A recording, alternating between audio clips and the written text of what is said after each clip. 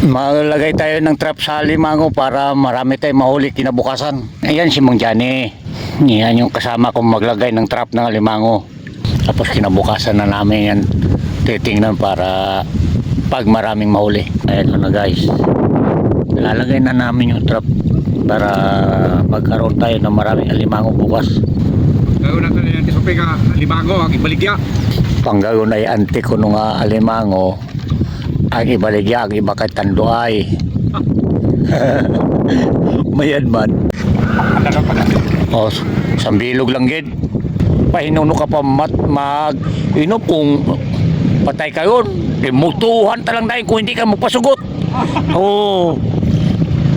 Sino mo sana ko? Oron, kung hindi ka magpasugot ay mutuhan tagid.